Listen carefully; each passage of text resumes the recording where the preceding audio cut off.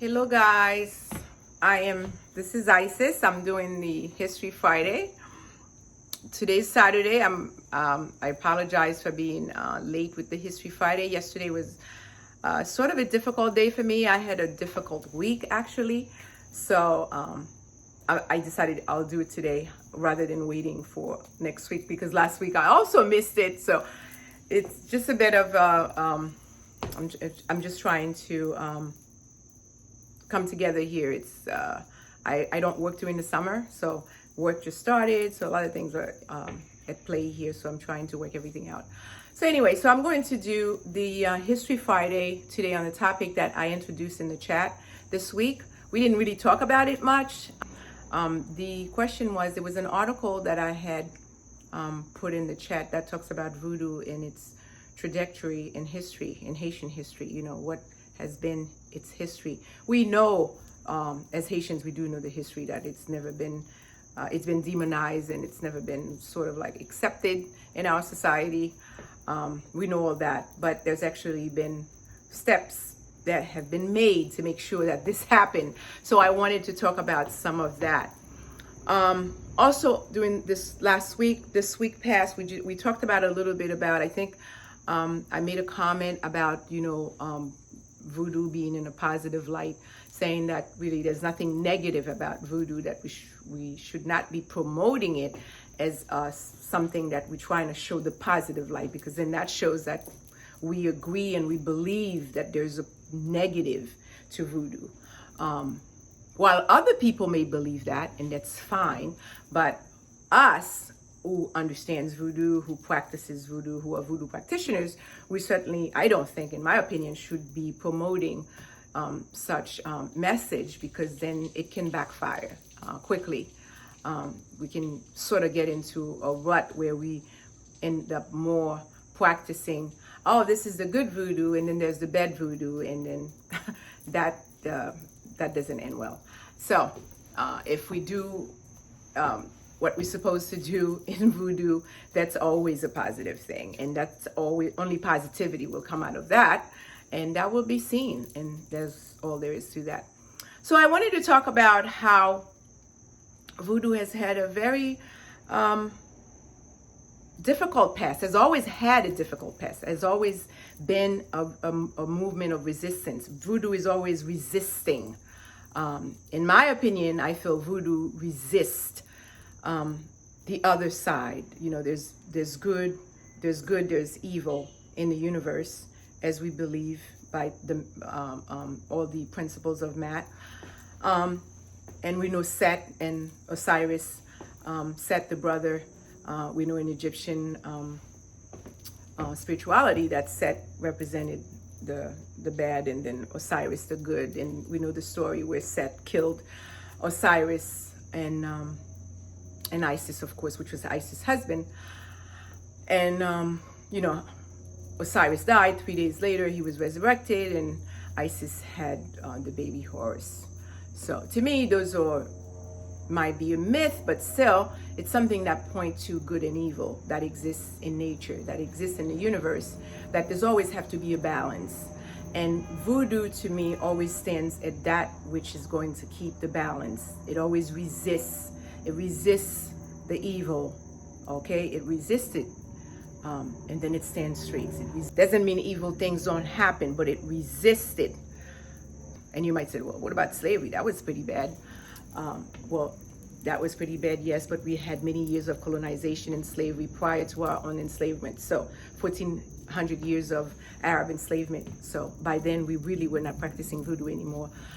You know, the African continent had not practiced its own African spirituality for well before slavery, well before, because we've had many other foreign invasions prior to slavery. So we had stopped practicing our traditional spirituality. And if we were, it was certainly mixed with other things. So who knows what was going on. So I wanted to talk about 1801. So in the article, I don't know if you read it, I had put the article in the chat. In 1801, what happened in 1801? In 1801, Toussaint Louverture, which was a general of Saint-Domingue. Saint-Domingue was a colony of France, which was now Haiti. Saint-Domingue, it was called at that time. Not the Saint-Domingue now in the Dominican Republic. The whole colony was called Saint-Domingue because there's no Haiti at that time. There's only one colony, Saint-Domingue. And Toussaint Louverture was the general. So Toussaint Louverture, who was a Black African, he was the general of the colony, meaning he was working along with the French. He was well educated. He had been a slave prior to that, and his master had educated him, so he spoke and read French very well articulated. And he was sort of like, you'll hear Haitians mention him, that he was the the Uncle Tom, so to speak. But he had a very big job to do. Okay, I think Toussaint, my own personal opinion, he probably was not ready to liberate the slaves. He was not ready to abolish slavery, but he certainly was trying to make slavery better. He wanted them to have more rights. In 1801, as I was saying in the last part of the first video, Toussaint Louverture, who was the general of the colony of Saint-Domingue, Saint-Domingue was a colony of France at that time, and Toussaint Louverture, being an African, was the general for the colony.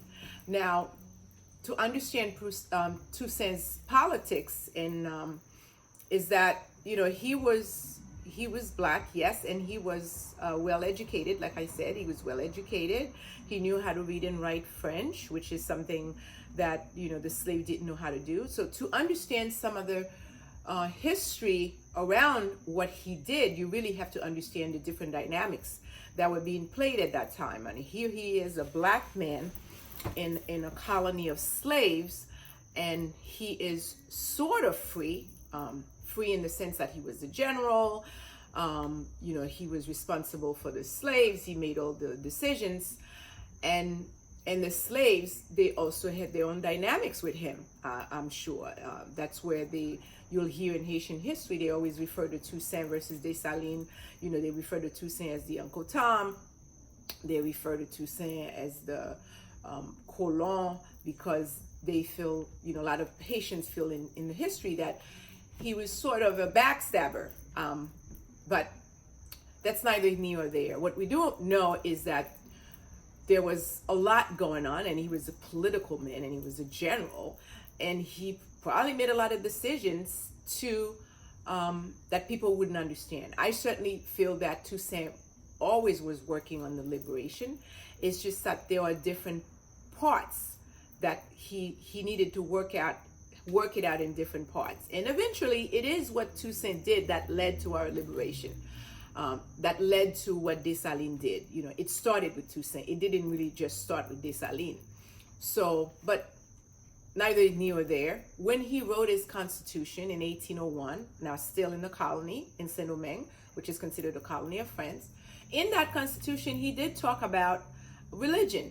And then he said that, the Catholic religion was the only religion that should be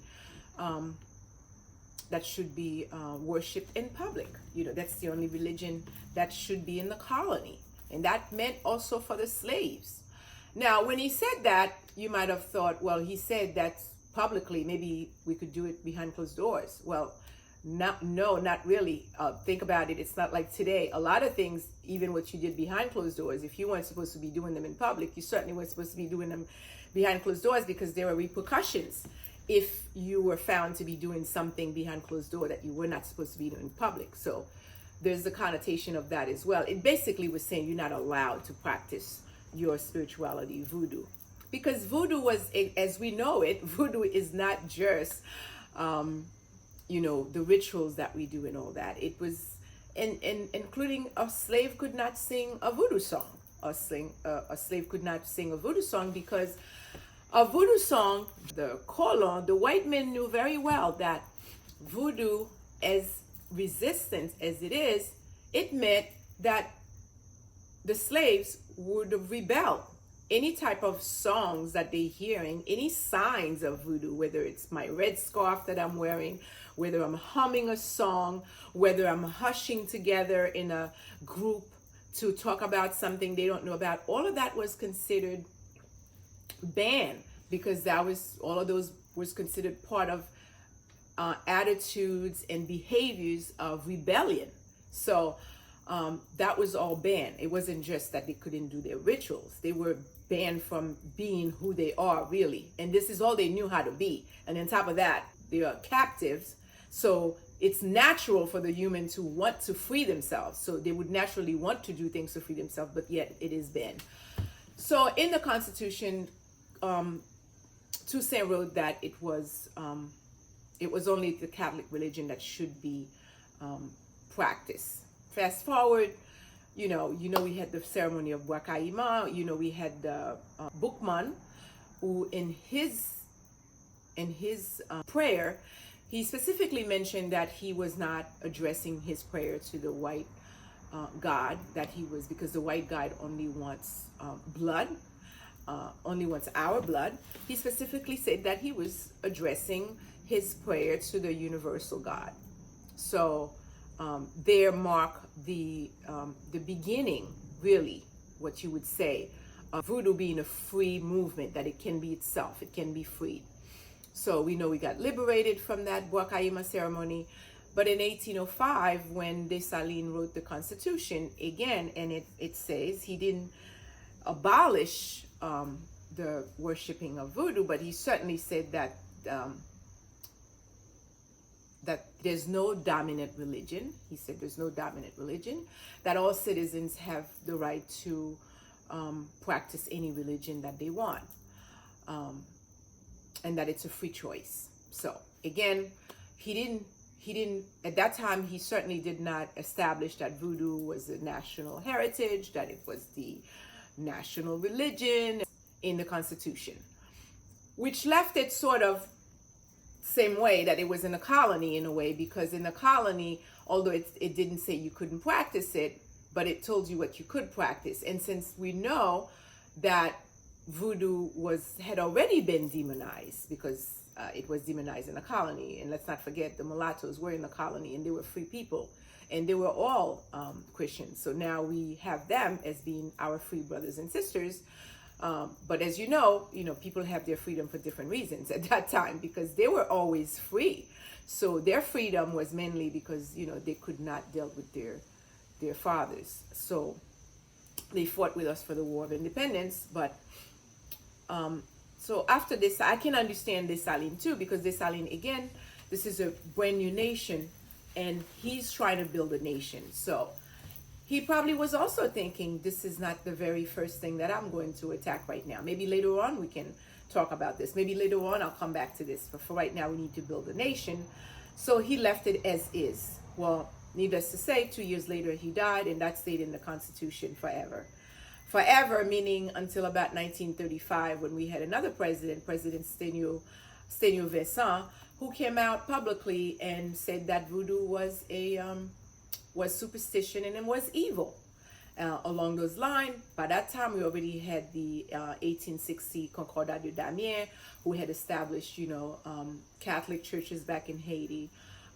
We had the whole Catholic movement. We have the Catholic schools. We have the Catholic Church, and we have all of that. And then this president came out and said that voodoo was evil and was superstitious, meaning it really didn't belong in a society, and demonized those people who were practicing it. Along with him, there was a priest who had the famous elite school in Haiti, Collège Saint-Martial, Petit Séminaire Saint-Martial. And the priest at that time had a newspaper for the school. And in the newspaper, La Phalange, he basically was teaching his students during the centenary anniversary of the independence. I think he wrote something for the students to recite. And in the end of that poem, or whatever he wrote, he said that Dessalines his shoe is burning in hell for all the crimes that he had committed. And of course, the crimes was to liberate us. The crimes was, burning the plantations and killing the whites by cutting their heads and so forth. And imagine that, he's having his students reciting that. And these are Black students who are reciting this. So you have to understand the contradictions that they must have felt. Again, same contradiction that Toussaint probably felt when he was in the colony, writing that, as much as he know he's black, and he knows, and all these people were practicing voodoo somehow, but yet publicly they will not publicly say that they are. They will not confirm that they are, or they will not promote it, or will not say anything positive about it for whatever reason. And I'm sure they had good reasons. Like I said, he probably did, because Toussaint was, paving the way for Dessalines to come later to liberate us. And of course, and I told you, Stenu said about that it was superstition and that it's demons. And then this priest said that Dessalines is probably in hell, burning to crisp because of all the crimes that he committed. And then it wasn't until, and after he said that, another president, 5 years later after he said that, Elie Lescaut, another president, actually had burned a lot of the voodoo temples. A lot of peristyle were burned down and destroyed. And a lot of voodoo practitioners were assassinated. They were constantly demonized. They were constantly harassed in the community. And they also had cut down a lot of the maple trees that we had in the country that had been there for at least a couple of centuries, if not more. That had been there for a long time. And they cut down all those maple trees, saying that the laws that probably embodied those trees, and this is all bad, this is all demonized. So they cut the trees along with burning the temples. There was also a library for ethnology library that had a lot of articles that they kept there that talked about voodoo, some of very important documents. They also burned that library. And this was under Stenu Vincent. So this is 1940 something. And these events are happening after the American occupation. As we know, they went into the country specifically to put institutions and things in place for them to literally control us from remotely. When Duvalier, even though Duvalier was a dictator, when he came into power in the 1950s, 1957, although he was a dictator, and although he was, really a child of the international community, but yet he was very mad at what this priest was doing in the school, and he was not having it, and so much so that during his reign for 30 years, him and the son, especially him, more so him than the son, that the Concordat de Damiens, the Vatican, had to stop their business in terms of how much they were mingling in the country. They stopped that for a while during his reign because he was not having it. He pretty much said that, this is our national heritage. Voodoo is our national heritage. A lot of Haitians says, and history says, that he actually used that as an excuse because he had his own issues with the mulattoes, and he used that in order for him to take revenge, and he established the Tonton Macoute. They were wearing the red scarves, pretty much saying that, they practice voodoo and all that. And Duvalier himself did use a lot of, mind games with the Haitian population by saying that, he himself, he was Baon and stuff like that, except all along, at the same time, he was a dictator. At the same time, he had the Tonton Macoutes doing some very evil stuff as well. So you see how people always sort of not standing straight in voodoo, always playing mind games, and always not standing for what voodoo really stands for, which is to resist evil. But nonetheless, he did stood against the priests in the Catholic religion for some short time while he was in reign. When he died and his son took over, that lacked. Slowly they came back. And in 1986, after he was exiled, they came back and they wrote another constitution to make sure that we go back to the same business, which is voodoo is not allowed. And in that constitution, they pretty much said, again, they didn't mention voodoo, but it pretty much said back to what it was in 1805, which is there's no dominant religion. Everybody has every right to practice whatever religion they wish to practice, and every citizen has that right, which again leaves voodoo out of it because it's already socially demonized. So if it's not the dominant religion, if it's demonized socially, so you sort of don't have the right to practice it because it's demonized.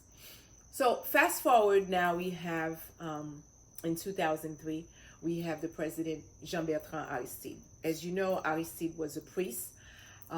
It's funny how voodoo always works, always pull and tug at you, at its people.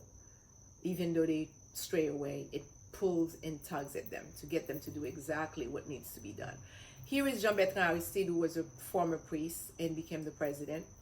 And in 2003, he declared that voodoo was actually a national heritage, that it should be the dominant religion, and this is what he believes.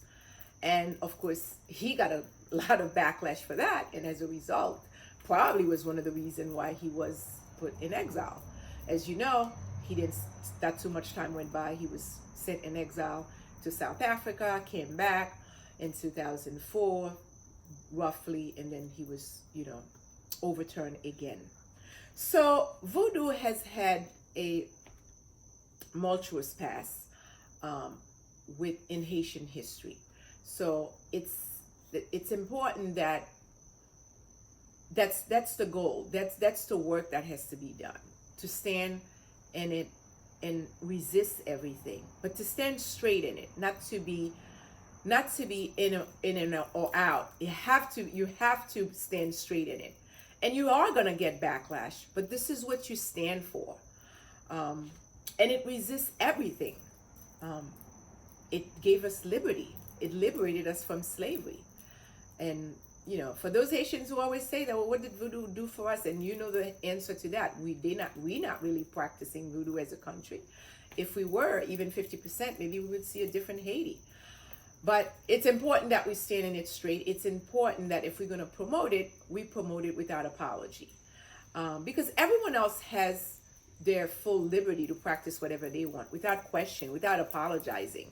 I've never heard any Christian apologizing or saying, I practice the, positive part of Christianity, because they feel like they don't have to. Well, we don't either. We don't have to. We don't have to explain ourselves to people in terms of what they believe. It's what you believe that you are trying to promote. I don't believe voodoo has any negativity in it, so therefore that's not what I'm promoting. That's not what I am. So therefore I do not apologize for that, nor do I even try to tell you that that to begin with, because it's just, otherwise I would be doing it a disservice if I'm going to explain to you that I'm practicing the good part of voodoo, which means there's a bad part. And to me, there is no negativity, like I said, in voodoo. So whatever we practice, we just need to keep, stay to our practice, stay true to our practice, and continue to learn, and continue to learn and unravel what voodoo is, and continue to, clean it up. And it will clean itself up once you come in pure. It will show you what it really is, and then that's what you will demonstrate to the world, and that's what the world will know as true voodoo. And people will ask you questions. Well, I thought this was that. And you say, well, obviously it's not that, because I just showed you what it is. To me, that's what we should be promoting, because voodoo itself has had a very tumultuous past. The Haitian voodoo specifically. In other videos I'll do, in other history videos, I'll do the history of voodoo prior to the transatlantic slave, because it's the Haitian voodoo, obviously going through slavery, has its own past and has its own trajectory. But prior to that, the African had their own slavery as well. They had 1400 years of Arab enslavement, and also other foreign invasions in Egypt, which all has a different history from that. But put together, you'll see the whole story. Okay, that was it for History Friday. Thank you.